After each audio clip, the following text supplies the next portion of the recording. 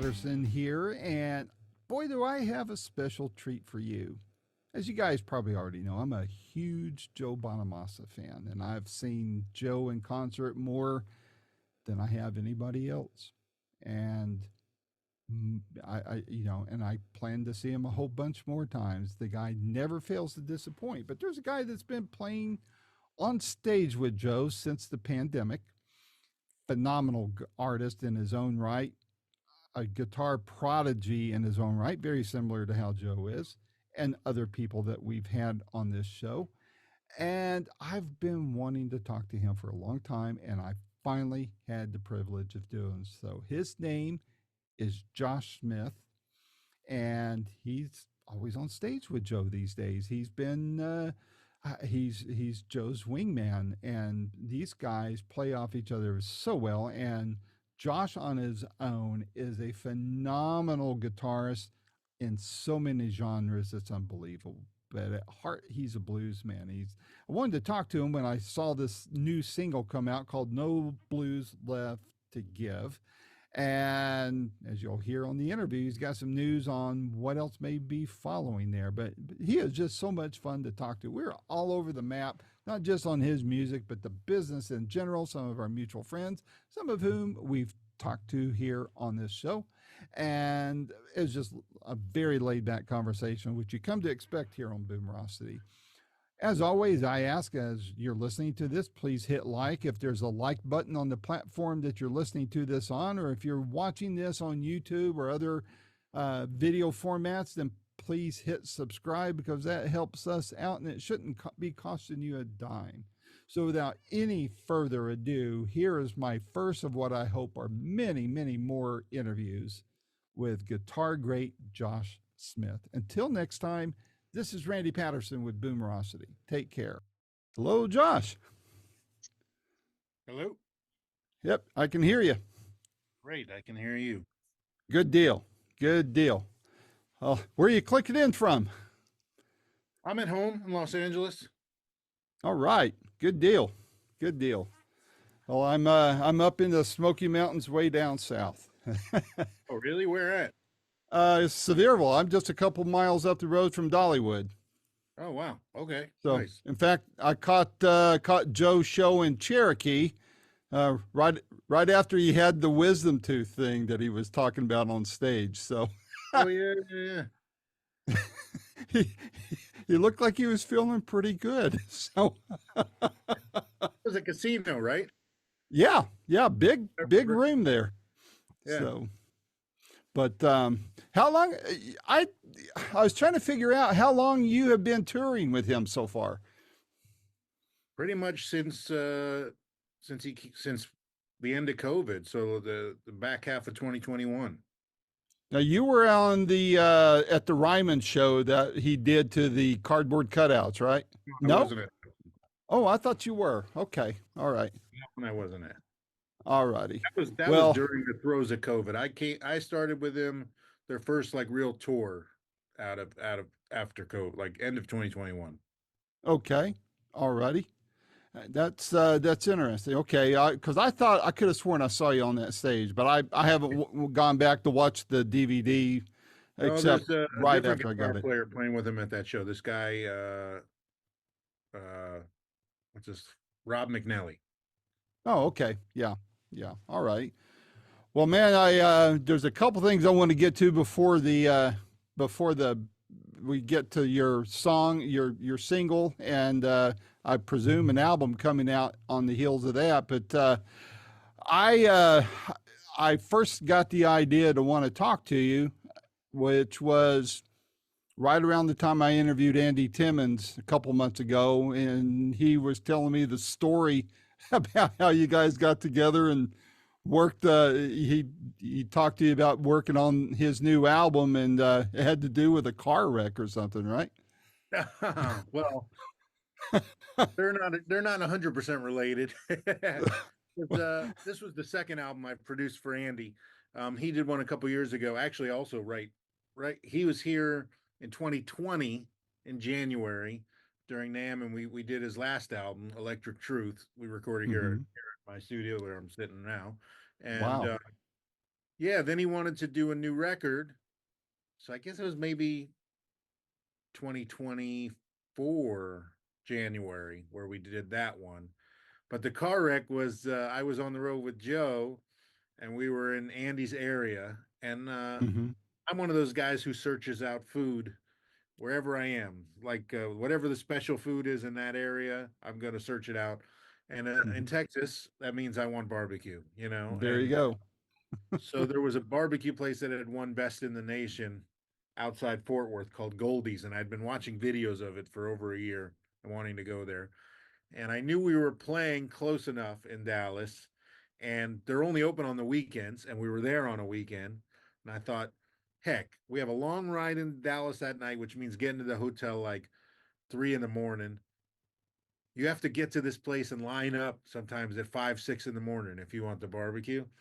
So I said, Wow. I'm just gonna stay up and Uber out there and get barbecue. I'll stay up when the bus gets to the hotel. Stay up, go get the barbecue. Well, I told Andy, and he was like, "I'll go with you." So he picked me up in the morning, and we drove, and we got in a car accident on the way to the barbecue. Well, good thing it wasn't a bad omen, you know. So, No, I mean we ended up. They had to tow his car, so his wife came and picked us up, and we yeah, continued on to the barbecue, and that was a that's success. what he said. It was great. Well, I used to live, gosh, probably, I'm guessing, because if it was a straight line, I lived maybe 2 blocks from Andy when I used to live in McKinney. McKinney, And okay. yeah, and I lived in Texas when I started Boomerocity. In fact, the first time I saw Joe in concert was around 2012 or 13 in I guess it was at Grand Prairie at the venue there, or Dallas. I forget which one. But the friend that turned me on to Joe was going to be in town on business. I said, and Mike Jensen gave me tickets to see because he was handling Joe's publicity at the time. And so anyway, that's where I first saw Joe back then. And so but yeah, it was Andy's a great guy, man. I just The one of greatest. the sweetest souls you'll ever meet or work with. Yeah, besides being one of the best guitar players on the planet, he's Yeah, one of the nicest human beings, without question. yeah. Well, I underappreciated as a guitarist too. I feel, he could. But one thing, and I didn't mean to get off on this, guy crush thing on Andy or anything, but one thing that struck me is when his son was younger, Andy made the conscious decision to not be on the road all the time because he was working with Olivia at the time, and was in demand to help out other bands and all that, and he wanted to be around for a lot of his sons growing up. And I mean, that just, aside from Andy being the kind of person he is already, to have heard that story just put him orders of magnitude further up the chain as far as I'm concerned. So He's but a great. yeah, he is. Well, the one thing I want to mention to you, and then we can get into this music, is reading up on you.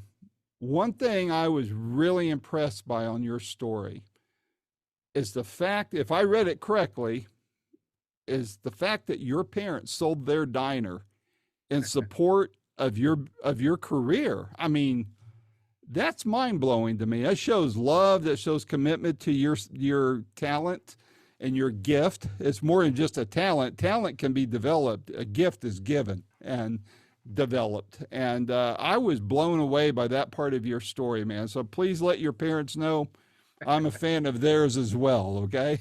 My parents were always incredibly supportive. They did have restaurants. They didn't exactly sell their diner.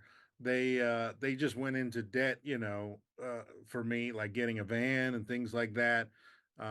They had a few different restaurants over the years.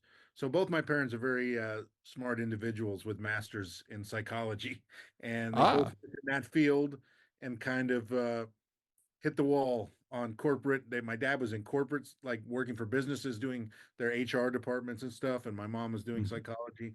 And they both, they're old hippies, who love music, and they had decided kind of they were done with wearing suits and ties and working 9 to 5, and well, not 9 to 5, but working that environment. And my dad was always a great cook, and he decided he wanted to try restaurants, and so they tried a handful of restaurants, and it happened to be at the same time in my age where I was coming up and kind of figuring out what I was doing.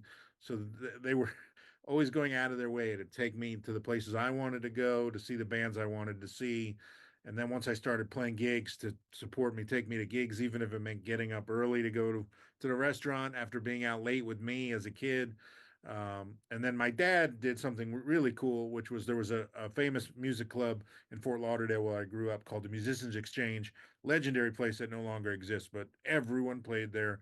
And they had a restaurant in there, a kitchen in the club, and the person who was running it stopped. And my dad said to the owner, who had become friendly with because we've been going, "Hey, I'll take over the restaurant. That way I can come and Josh can hang out and we could be in the back." So that was big because I would go with him every Friday and Saturday if I wasn't playing gigs to see who was there in the club, and it would be jazz and blues and rock and roll, all sorts of classic names. And I just sit in the back in the kitchen with him. I had a little amp, and I would bring my guitar and play. And inevitably, the people would be sound checking, and they'd come around the corner to see where that guitar was coming from. And I got a lot. I met a lot of cool people and did a lot of cool things because of that. So that was incredibly supportive. Yeah. Well, that's not. I mean, look, a little bit different scenario, but not unlike Joe's upbringing. No wonder you guys get along so well. You know. We have very similar upbringings, blue collar families, middle class, um, very supportive parents. Joe's father Hmm. played guitar a little bit and was more into guitar. My dad didn't. Does he play? He always jokes he plays the stereo. My parents are not musical, um, but very supportive, and willing to take us to play and go to these jams and start doing things. And yeah, we do have a lot of similarities in our background, Joe and I. Well, there's a guy locally here, young guy, and I know you're probably thinking that I'm about to say Andy Wood, and I'm not. But Andy's amazing too. Andy's Another Andy. And but there was a kid that grew up here. I became an instant fan of his, blues guitarist, and now he works out of Nashville, and you may have heard of him. Do you know Austin Crum? no, No, he's you need to look him up. He's very very good. He does a lot of mostly backup, very similar to you. More often, playing for people and behind the scenes does session work and such. And just a wonderful young man, raised right. His parents are amazing. I love them all dearly. And but he cut his teeth on blues, and he's a big time Stevie Ray fan. So sure. if you're ever in Nashville, I'm sure you are with Joe having a place there. You might want to see if you can look him up. I forget who he's playing with now. He's with one of the country artists, but his DNA is full of blues. So I think you two would get along. In fact, funny thing, I'll use this as a lead in to how varied you are in your taste. Vince Gill once told Austin, "Look, play anything you can, any genre, just play, and try to master all of them that you could." And right after that, the local blues society, one of the bozos in that, um, and I have a reason for saying it, went up to Austin and said, "Kid, you need to focus on one genre or the other. You'll never make it." And he goes, "Well, sir, Vince Gill told me I should diversify. I think I'll listen to Vince." So, but you do the same thing. I mean, you play. I mean, blues is your love from everything I've read, and obviously touring with Joe. But you've mastered a lot of other genres, have you not? Well, I just love all music, and while if you pin me down and ask me, what do I consider myself? Yes, I consider myself a blues guitarist first because Mm-hmm. that's my home base. That's what I love. It's where I started. It's what I'll always love, and Mm-hmm. uh, but I love jazz and I love R&B and soul and I love country music and I love rock and roll, and so I try to let everything influence my playing, and that wasn't always easy as a youngster because you had guys like people you were talking about. The blues is a weird world that almost dis disencourages people from growing and bettering themselves Mm-hmm. as musicians, because if you do that, then you're not real blues anymore. and Yeah, if you're not broke, you're not blues, right? well, yeah, there's that too, but there's always this weird notion of you're if you're not doing it the way they did it in 1961 or 1955, that you're not blues. Or if you grow and become better as a musician, if you learn to read music, if you get more interested in more gear and you want to use this pedal or that, and you become more diverse in those types of things, then you're not playing real blues. You can only play straight into the amp, blah blah blah. And there was a definite period of my childhood where I fell into that. And then there was the moment of bullshit, knock down that wall, and just because I want to grow and better myself and diversify myself does not mean that I'm not a blues guitar player or that I don't put the blues first. But I needed to recognize that first before I kind of allowed myself to go through it. Well, you saying that reminded me. I've talked to a lot of lower level blues people who, whenever obviously I'm a big Bonamassa fan, but I would mention him, and they would kind of look down their nose. He's not a real blues guy. He's too successful, you I know. hear it all But the time. Yeah. but I mean, I think his success is raising a lot of other ships in that blues genre sea. And but one thing I wanted to find out from you is, isn't that by, for instance, you and Joe, you and others, you play with a lot of different people. You mentioned Andy too, or we both did. Do you find that's more of an iron sharpening iron type of thing where you both are helping each other be better at your craft, or are you more learning or more teaching? How does that work for you? Oh, I'm learning in every scenario. That's just my personality. Is whether other people are getting something from me. Okay, I hope so. But I take everything as growth and creative betterment. I guess I'm always in the mindset of being better tomorrow than I was today at whatever it Mm-hmm. is. So like everything I do, I produce a lot of records, and that was something I never thought I would ever get into, and I became hooked on it mostly because of how much I realized it was making me grow as a Mm-hmm. musician, and all the things I was learning from being around these other artists and helping them achieve their goals and finding new ways creatively to do things that I wouldn't have thought of, because I was just wearing a different hat and looking at things from a different perspective. So that's the way I approach everything. I'm always trying to grow and better myself. When I'm around other musicians, I'm trying to pick up little things, that I can bring back into my little box and add to my vocabulary. So yeah, definitely looking to grow from Yeah, whoever I'm around. cool. Well, man, I love this single of yours. I was reading we're Facebook friends. I know you wouldn't remember me being on there because I lay kind of low on other people's pages, but I was struck by something you said. You said you were getting a lot of comments by people that said they didn't realize you sang, and you said, "Well, you obviously haven't been listening to my records." So, Yeah. Well, I but have this, a that's a weird thing that's followed me for 20 years. I have a lot of fans who just know me as this guitar player guy, you know what I mean?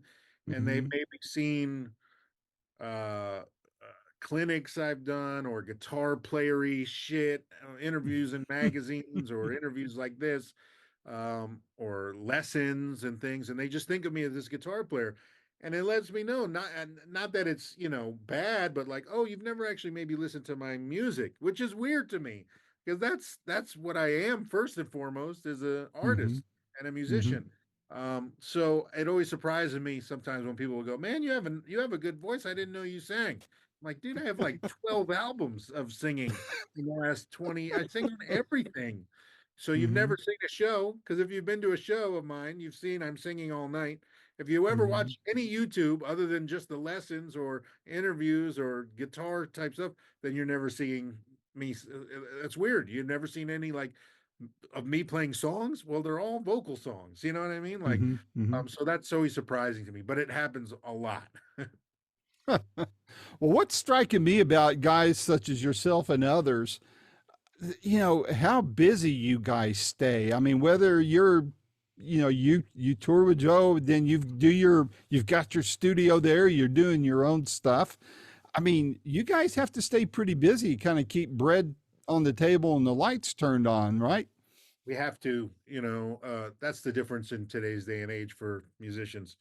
You have to be so diverse in all the revenue streams that you can generate and acquire to make ends meet, because it's not like, back in the day. If you were a guitar player in a band back in the day and you got a record deal and you had a hit of consequence, there's a chance you could develop generational wealth for your Yeah. family. That doesn't exist anymore from that. No. You can still generate generational wealth, but you have to do it in a different way. Yeah. But for the normal people like me, the meat and potatoes, someone who wants to be a working musician, you have to figure out many, many avenues. So I have many, many avenues. I have my own music, of course, first and foremost. I have the Mhm. producing of other artists. I have the session guitar player guy who just gets hired to play guitar. I have the sideman guitar player guy, which I've done for years, touring with different artists. Um, Mhm. I have the guy who has developed a currency for knowing what he's talking about with tone. So I have gear companies that like to work with me because I have good ideas and I make products that maybe other people are interested in. And so I have Mhm. some products that I've helped develop and have my names on them that I get receive royalties from. That's another stream. And then I have like instructional material because some people want to learn from me or things that I have to say. They find them interesting. And so I have those things that gets all that's a big pie of things. And it takes all of that to almost add up to break even. You know what I mean? It's not an Mhm. easy business.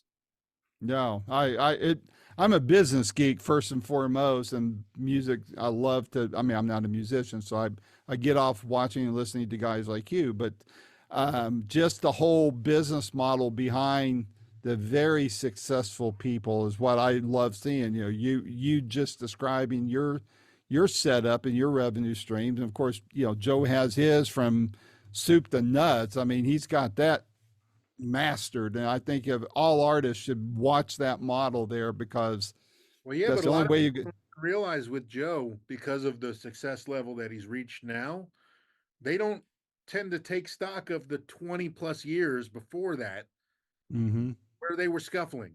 You know what I Yeah. mean? I know this because I've known him and I was there. I was doing the same thing. Mm-hmm. The amount of dedication and dues that have to be paid to eventually get these things to pay off and be self-sustaining, it takes a very long time. Joe was a child like I was when he started this, and when he really started to finally break through and make some money, he was in his 30s, almost his mid 30s. That's 20 Mm-hmm. plus year runway, of eating ramen and living in a one bedroom apartment and Mm-hmm. paying your bills because he comes from a normal middle class family the way I did. Now, the difference between Joe and I on that front is Joe stuck to it 100%. Joe has never done anything but Joe Bonamassa music. You know what I mean? He never ventured off the course. He never got out of the van and went and been a sideman for somebody else. He never got out of the van and went and been a session guitar player or taught lessons or any of that. He just did, I'm going to do this until it pays off. And that takes a lot of fortitude. But also, he's not married. He doesn't have kids. I had to do things a little bit differently. I got married and had kids, and changed my life to figure out how to grow and become a different adult because I had different things to do. And different things I Mm-hmm. wanted to accomplish. But that's where our paths kind of varied. We started very similar. Yeah. Yeah. So for you, what's harder to write, music or lyrics? Oh, um, probably lyrics that mean anything. I can write lyrics anytime, but I'm not good at writing for no reason, Yeah. or writing like as a job. I'm not good at that. I don't like to be forced to like, oh, you need a song like this. Let me just sit down and write it right now because I have to. Or I'm not one of those guys who sets aside time every day to write songs like a machine, like it's on my schedule. I write when I get an idea or when I'm inspired because Mm-hmm. inevitably those songs I end up liking them better. They stick around and I'll follow them through because they feel organic. They feel like Yeah. actually inspired. So sometimes I don't write for little periods of time because I'm busy and I'm not getting ideas. And it's weird how that works too. When you're busy, sometimes you can be inspired all the time because you're being creative. And sometimes you're just so busy that you're tired and you never think you may not even recognize when you're getting ideas because you're tired and you're just Yeah. busy, busy. But I tend to write more when I'm inspired. And that's sometimes I would say 50-50 what comes first, the lyrics or the music. I can be on the bus rolling down the road in the middle of the night between gigs, trying to get to the next city and have some chord changes hit me or a melody. I might not even have a guitar, so I'll just kind of hum it and into my phone or write down. I can write down. I have relative pitch, not perfect pitch. So I know, like, if I hear a chord, ba da da, I know the intervals between those chords. I don't know what key I'm thinking about yet, but I can write down. Oh, I Mhm. hear six minor to four to one or something like that. So I'll just Mhm. write down an idea or a melody, and same thing lyrically. If I get a hook in my head, I'll just write it down. Um, it's about 50-50 what comes first, I whether it's see. lyric or music. Well, tell me about this song here. I love it, and I hope there's a bunch more that's going to come with it on an album. There is more coming. I've been kind of sitting on this material, debating what I wanted to release next because, like we talked about earlier, I just like a lot of stuff. And I've always released the records that I want to release and what I'm feeling like at that moment. I mean, my last release was a big band album, because that's what I wanted to do. Hmm. So for this project, I wanted to have some stuff in the can that was more like what I did when I was much younger, more straight ahead kind of trio, a little more rock. Hmm. Um, which this song kind of I wrote this a while ago. This song, the idea of no blues left to give, and it was kind of like I was just having one of those days where like I got nothing, nothing left. As I've you know I left it all at the office basically, and and I just thought it was a good idea. The no blues left to give. So yeah, I recorded it. Actually, I recorded this song with Calvin and Lamar, the rhythm section that plays with me and also plays with Joe, that's how they ended up playing with Joe is because I brought I brought them in the band. But we recorded this song the day after we recorded my big band record. Literally, like we recorded a big band album, Wow. and I had this bunch of songs, and I said, "Well, let's get another day after and do some completely different stuff." The three of us, and we did. So this song was recorded literally the day after the Bird of Passage album, along with a bunch of other songs, which eventually will be an album. But I like I said, I was vacillating on what to put out next. I also have another project that's more straight blues that I kind of was leaning towards. Oh, I want to release this more blues album because I just go through these periods of oh, fuck it, I just want to play the blues. That happens a lot because that's here. So Yeah. every 6 months I change and I'm just like I just want to play the blues. Yeah. So, but yeah, there's a record coming. I don't know when, um, but yeah, that's the story behind the No Blues Left Well, to let's Give. make sure we talk when closer to when the album comes out, so I can do my part to help. I mean, I'm not. I say this, and I got to tell you a Joe story. I'm not Rolling Stone magazine, thank God, but I do have following around the world. And I got Joe off the last time I interviewed him. I mentioned Rolling Stone magazine or the fundraising he did during COVID. Oh my God, did I light a fuse on that one? Woo! But but so yeah, I wanna help get the word out on yourself. Now, what so will this album that this song's on, will it be more bluesy, or are you going to mix it up a bit, or It'll be what do more. you see coming? It's more blues rock for sure Good. Yeah. than anything I've done in a while. A little more trio. So for me, when I do these records, especially like more of a blues rock record, I like them to be kind of organic. So like No Blues Left to Give. If you listen to the track, there's two guitars on the track, but the main guitar I track live with the band, including the solo. So like stuff that's underneath the solo, I'll go back and add a guitar. But I try to track my stuff as live as possible. I like the solos to be taken on the floor and playing with the band, um, like like the way all our heroes did their records back in the day. Uh, Mm-hmm. so that's the way this record, in my mind, that's the way it'll be. Is kind of an organic. a little bit heavier record than what I've been doing lately, but simple. I'll ask you this again when closer to when the album comes out, but I'm dying to know it now. What's been the biggest difference for you in recording this song or this album of songs compared to everything else you've worked on? Oh, well, whenever I get the time to actually record some of my stuff, which is, a little few and farther between these days because I'm just busy, I'm struck by how much my producing has now influenced when I get to do my own thing. All the Hmm. outside projects, because I'm in the studio constantly now doing other people's music.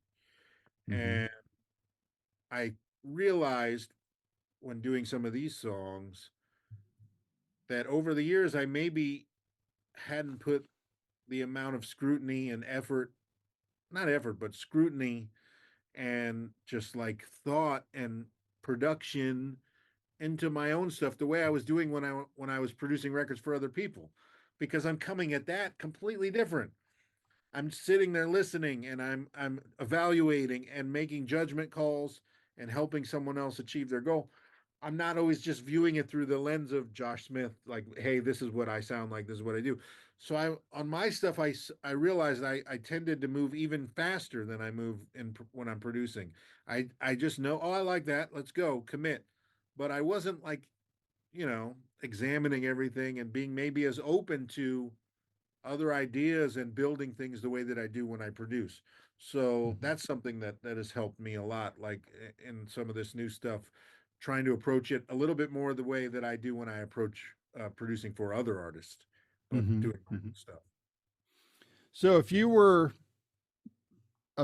made the music czar of the world and you were in charge of the entire music business world, uh, and I'm going to admit to you up front, I read another interview that you gave, and I have an idea where you might how you might answer on this, but I found it interesting. What would you do to change the business or fix it, or do you think the business needs to be fixed? Does it need to be fixed? That's tough because the old days are not coming back. The ship has Right. sailed. The genie is out of the bottle. Whatever metaphor you want to use, it's gone. I mean, the part that bums me out, my son is 19 years old. He's never owned a physical piece of music. You know what I mean? He's never owned any Wow. CDs or records or anything. Everything is on his phone. Everything is streamed. I don't even know Wow. that he has a library. He probably just streams everything. You know what I mean? Um, and I feel like it doesn't mean that people don't love music. It's obvious when you look at Coachella and other things going on. People still love music. People go to concerts and festivals. They listen to music, but I don't think it's valued as highly as it was I agree. back when we waited in line on Tuesdays or Fridays for the new Mm-hmm. record. You know what I mean? Mm-hmm. Um, it's become something that people just know is free. And so, how can you value something higher when you know it's free? And that doesn't Mm-hmm. mean it's their fault or anybody's fault. That's the world that we're living in. But it's Yeah, just hard to be valued the same way. So, the people that I see making a difference and having success now are people who have actually shrunk their worlds down and have focused on making music for the people that really love them and getting them to buy their products. So it means owning what you do 100% and selling it to a passionate fan base of people that are your fans. So, mm-hmm. maybe using the old business model, you would sell if you were huge and you sold 1 million records, but you got 10% of that pie, you made a certain amount of money, but you were very famous. Now it's different. If you sell 10,000 records but own every cent of it, you will make maybe more money than you would have made in the other model, but you're Mm-hmm. just not as big as far as worldwide fame, and you're not selling as many tickets. You have to be smart. You got to cultivate that audience and get them. I read something many years ago that is stuck when all this streaming happened was if you can get like look at my Instagram following. I have 100+ thousand Instagram followers. So let's say I can get half of them, 50,000, to buy one thing a year, whether it's one single or a t-shirt or a book or a pedal or a guitar or something that I'm involved in. If I can do that, I'm going to have success. So Hmm. it's about marketing to the people who are your circle. You're like really honing in and zeroing in on your fans and your people. It's much more macro as opposed to, you know, blown up. It's like the old bands and gospel groups back in the 40s, 50s, and 60s, man. They sold it out from the bus and from the trunk of a car. And high tech wise, that's kind of where we're at today, I think. Well, I leave Thursday to go to Europe for my own tour, and it's the first tour like this of my own that I've done since before COVID. Wow. Which so I'm really looking forward to. I got 3 weeks of Europe gigs. I haven't been to Europe on my. I've been to Europe a lot with Joe and other people since then, but not on my own. So it's going to be great to play a bunch of gigs, and I got to bring CDs because in Europe especially, and in those type of venues, not theaters but clubs, 300 Hmm. seaters, 500 seaters, 200 seaters, they will buy CDs at the end of the gig. Maybe they don't even Hmm. have CD players, but they will buy them because you're going to sit there at the table and talk to them and shake their hand and sign That's CDs. right. So I will sell physical media for the only time ever, probably is at these gigs. And it's because of the connection between the artist and the fan. They want a connection. So again, it's about dialing in on that. That's Yeah. the way. Yeah. I think that's the way you do it these days. Well, and I mean, when we were growing up, well, I'm older than you. I'm probably close. I'm probably your parents' age. I'll be 66 in October. Yeah. So, growing up, what were the odds of us meeting our favorite artist? Yeah. Very, very small. Now, because of social media and because artists such as yourself are getting out there at the merch tables and meeting with the fans, except with the little hiccup of COVID and, on and shortly after, people get them. And when a fan can say, "Hey, I got to talk to Josh," Yeah. and I comment on Josh's post and he comments back, "Hey, we're friends." They'll go tell all their friends, "I'm friends with Josh Smith." And that I think builds such a strong base for you guys that makes all the difference in a world that we wouldn't have had with our favorite artists, prior to all of this taking place.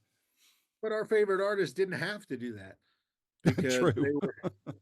they were making enough money in the old model. You know what I mean? Yeah, Even though they were true. still getting ripped off, the pie was so big that they were often making enough money off concerts and records.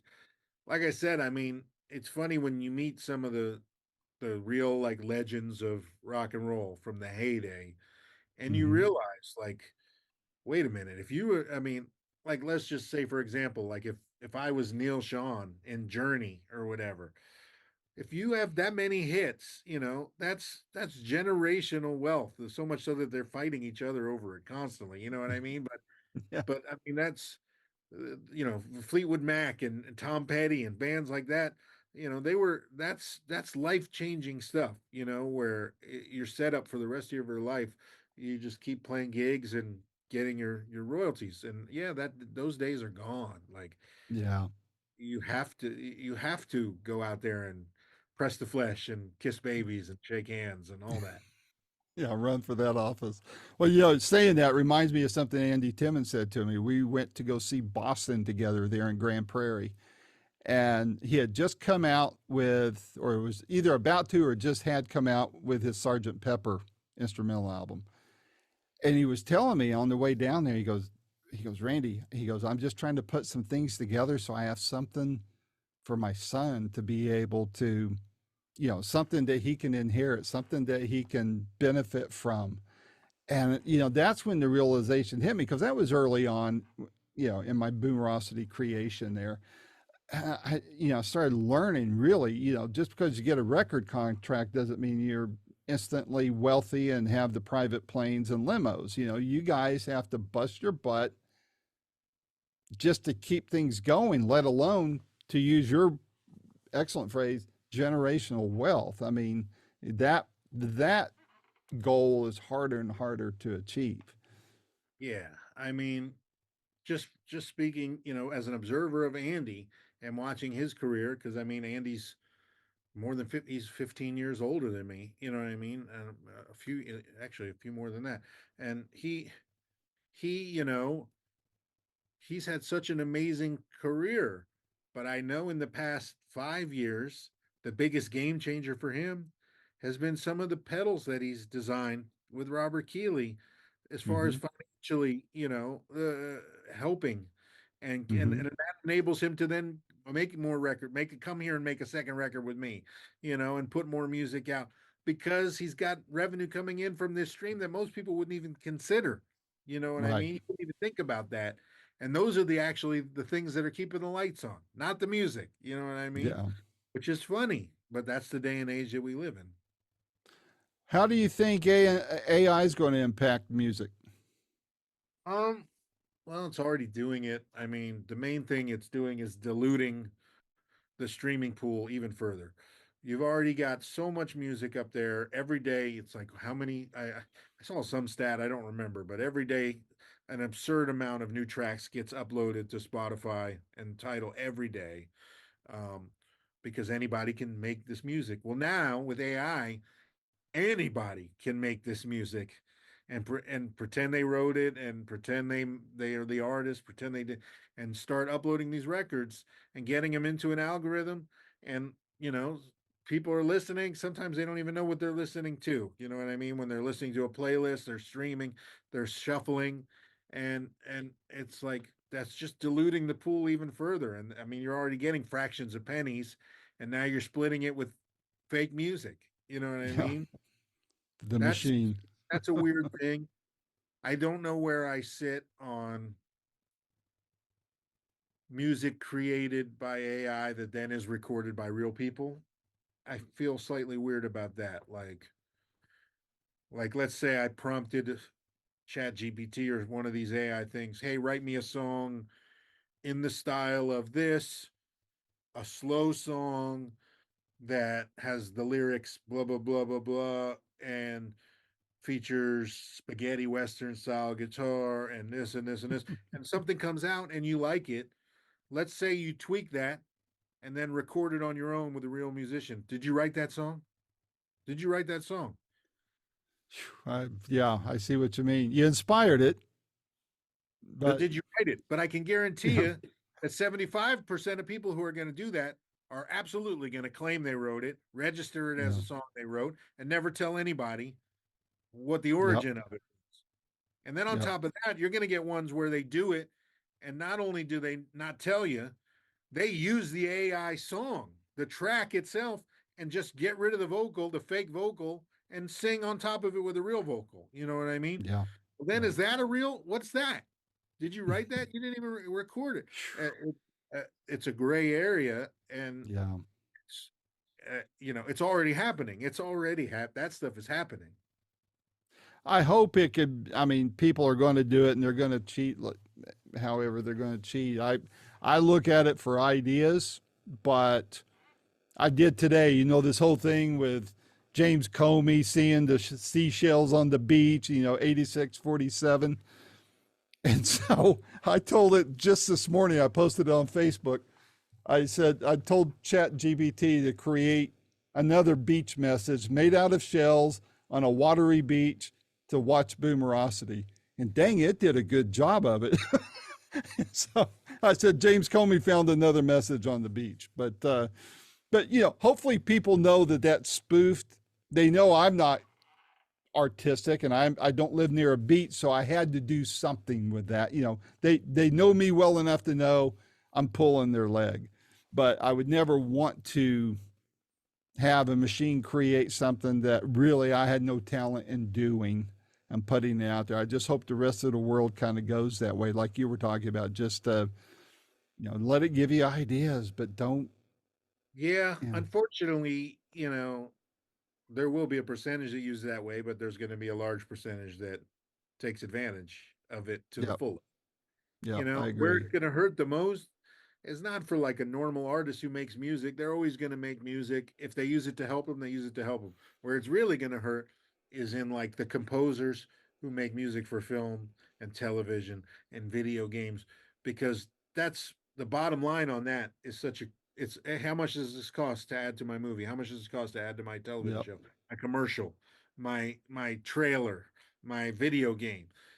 Yep. Well, why not just tell the computer what I want? And make me an ominous song, that goes like this and is this long and is inspired by the music from this other video game that my video game is like. You know what I mean? And then Mm-hmm. just drop it in there and not have to pay a cent to anybody. The people lose jobs because of that. That's right. Well, Not just I've composers, but the musicians they hire, the studios that they work in, all those things.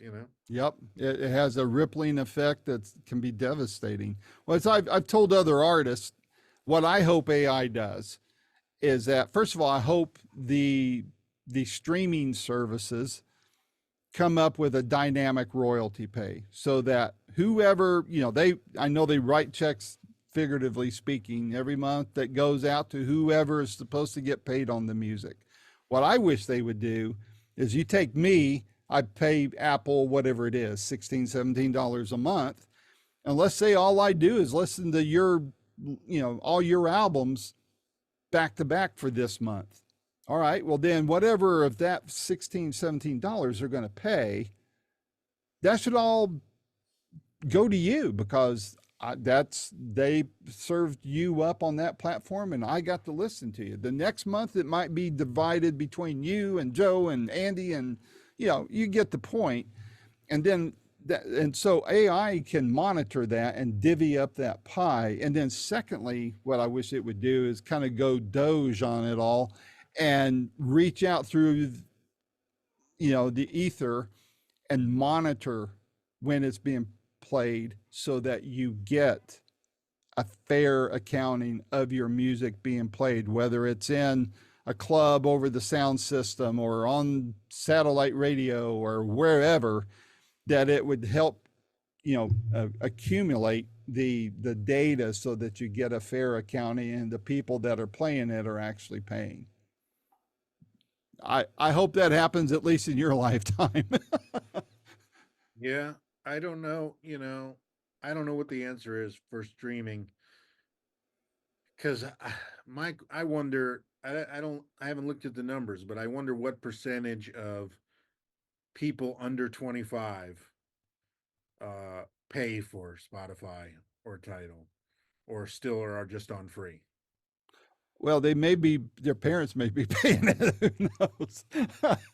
but Yeah, but your valid point, and that's still the Napster effect, right? So back when you had distributed servers and it would just pull the songs from a variety of different points and offer it up for free. But I don't know. I don't mind paying for it. I just what I have a problem with, Josh, and maybe you can answer this question. For instance, when I post this interview, I would love nothing more than to use a segment of the song and pull in some video of you performing and all that. But YouTube, I mean, to their credit, they monitor that very, very well. They will not let me use anything that's copyrighted, even in a right to use or sample type of mode. And I appreciate that, but to get somebody to be interested in this song and your album, if I could use 15 seconds of it against a backdrop of you performing or whatever, how they do it on TV. I'm still learning that stuff, but that would be helpful. And even if it were to, all right, Randy, if you're going to do that, you pay a certain amount a month to YouTube for that privilege, and then out of that they pay you the royalties on it. I mean, I think there's a workable solution there, but right now when I have to put things up, I don't know if you know Quentin Hope, he's a friend of Andy's, but he is who does my song on the front end of and the tail end of my interviews, and it's called Roll the Dice. Great musician there in in the North I think I met Texas him at area. the Guitar Sanctuary. I think I met Yeah, him there. yeah. George and oh God, I interviewed George's wife.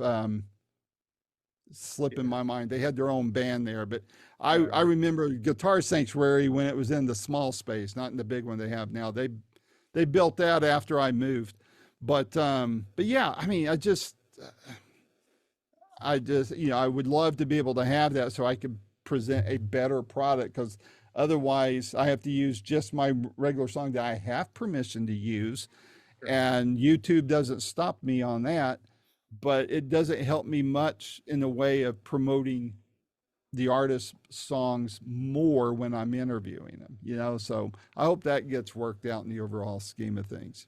Yeah, it's not.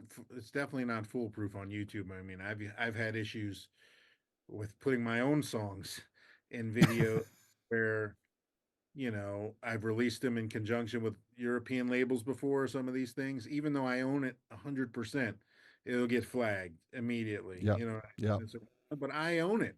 You know. yeah, yeah. Hopefully they get it all worked out. But well, Josh, one final question for you. I know you got a lot to do, and I've certainly appreciated your time here. What haven't you done yet musically, or who haven't you worked with yet that you want to do or work with? Wow. What haven't I done musically? Plenty. There's a lot on my plate that I would like to accomplish in the future, just in terms of my own music. Like there's a lot of projects and things that I would like to do. Um, you know, different like I want to make like I was talking about earlier, I want to make another like very straight blues record.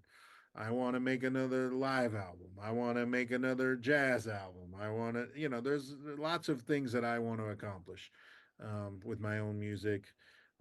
There's a lot of people I would like to just play with and make music with. Uh, some of that aren't artists. They are artists, but it's like, oh, I've never played with Brian Blade, a drummer that I admire. He doesn't even know who I am, but whatever. That's somebody I want to make music with one day, just one time. Or Charlie Drayton, another drummer. I just want to play with Charlie Drayton one time. Steve Gadd. I want to play with Steve Gadd one time before it's too late. There's a lot of people like that on my list. As far as producing, I do have a wish list of people that I would like to produce. Some of them are, again, before it's too late, older gentlemen or artists. Others are just, pipe dreams, bigger artists, that I think it would be fun to be in a room with. Um, and some are just some of the people I'm big fans of, like Eric Johnson. I love Eric Johnson, and we're friends. I would love to Right. Joe and I talking about that. Eric is just like to do everything himself. Yep. And I would love to just spend a few days with him. Robert Craig. Robert Craig, I would love to do that. That's the band. There's an album there that he selfishly as a fan I want to hear from him. So I would like to help him make it. There's a lot of those things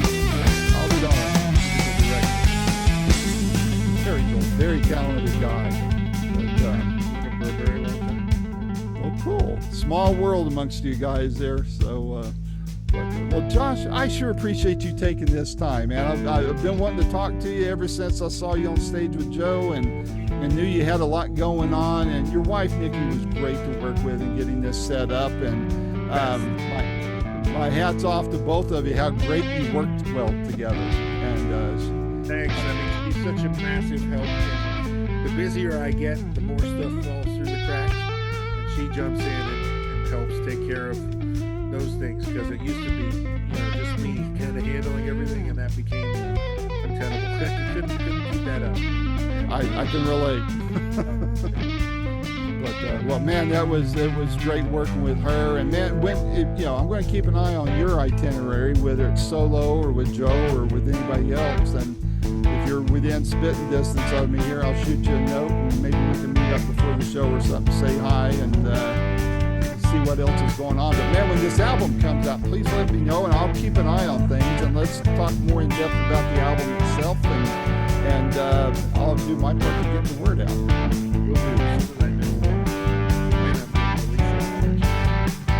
Well, it stands to reason that it's not just that album, but anything else you got going on, my door's always open to you. All right, take care and stay well.